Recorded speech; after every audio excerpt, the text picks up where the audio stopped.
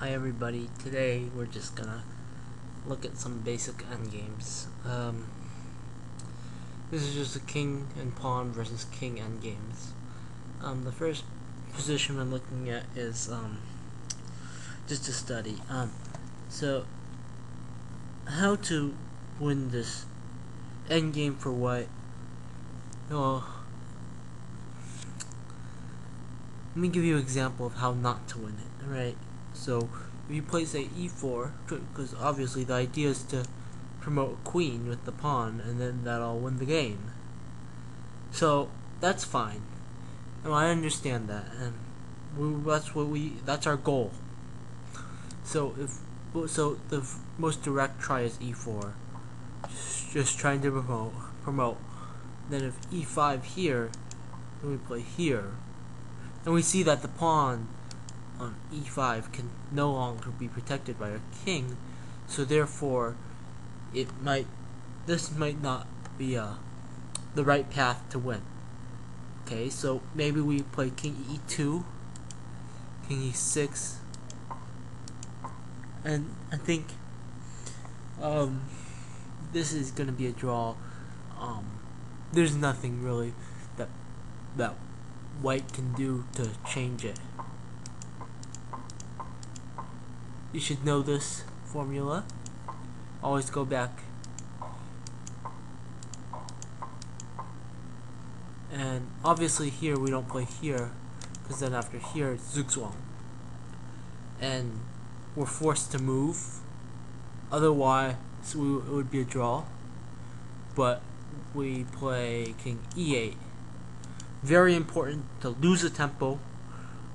If king goes here, then we just play here.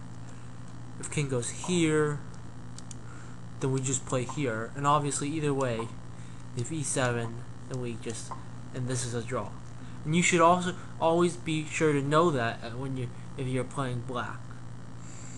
Okay, so I mean, even here, the king has to go back to lose a move, and then you can force white into this position, and there is nothing that he can do. Even Kramnik couldn't win this position against me or you. Okay, so now, so obviously king e2 and e5 aren't gonna work, but what other moves do we have? I mean, king d2 really, king d2 really doesn't change the dynamics of the game, because after king e6, king e3, king f6. I should note that if king d3, I also have king e5, and this is just for review. We'll just click.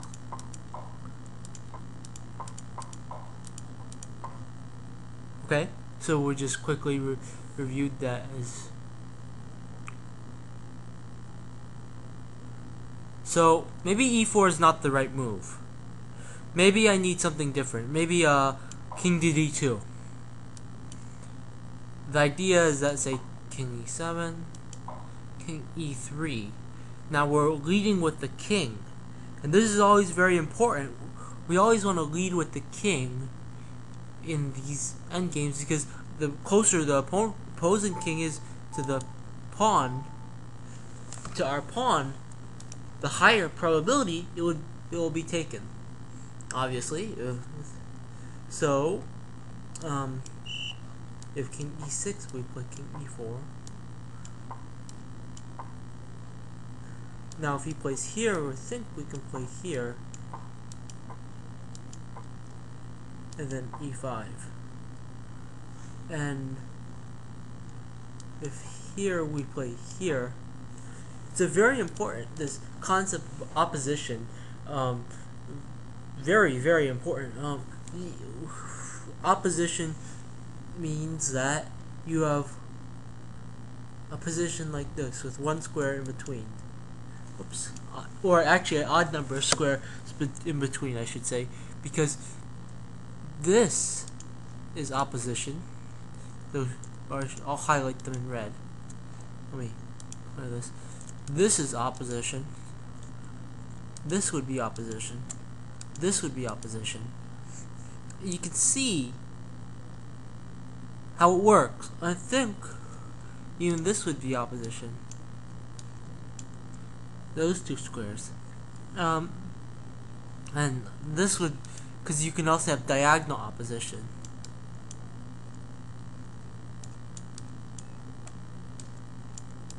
All those are opposition. And generally, whoever has the opposition is able to force the opponent to make a move. Now here, white has the opposition because it's what was black's move. So king f8, we play here, and he cannot stop us from making a queen.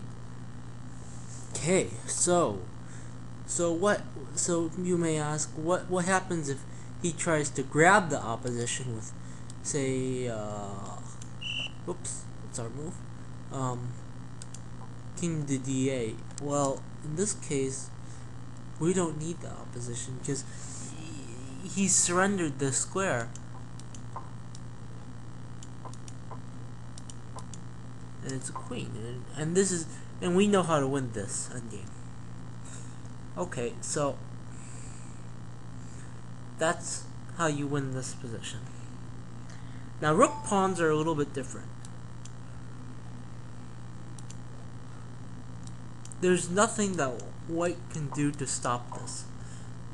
All rook pawn endgames are drawn. Generally, if the king can reach b8, a8, or b7 before the pawn queens.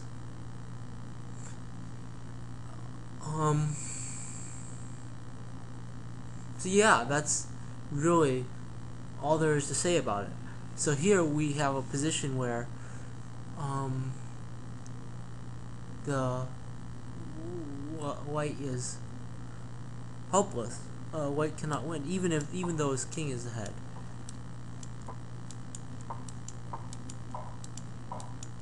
Because as opposed to the other variation, where black would have been able to move would have been forced to play his king over, like if the pawn was here, king was here, and king was here, then black would have been forced to play king c7, after which we play king e7 and promote a queen, right? But here, the king cannot go off the board, so it's stalemate, which is a draw. Okay, so now we go back. There's not much else to say about that.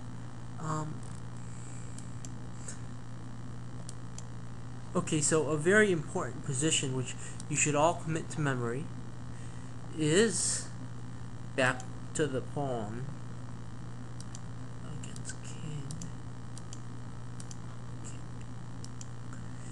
The king in front of the pawn does not guarantee a win for the side which has the pawn. In this case, it would be white.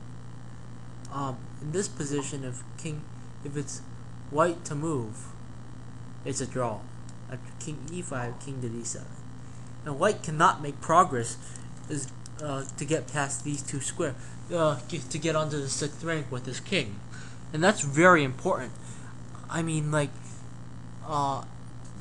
if say e5, then we just, and this is a draw, as we have seen already. Okay, so if we go back trying to make progress like this, well, black says, well, I don't want to give you the opposition, so take that. I mean, still we cannot make progress. If king comes this way, again, no progress is being made.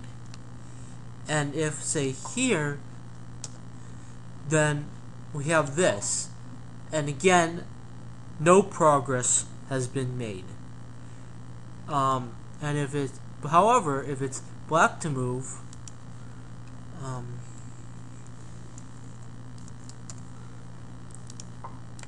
and progress is made immediately. Okay, I hope you have enjoyed this lesson, and thank you for watching.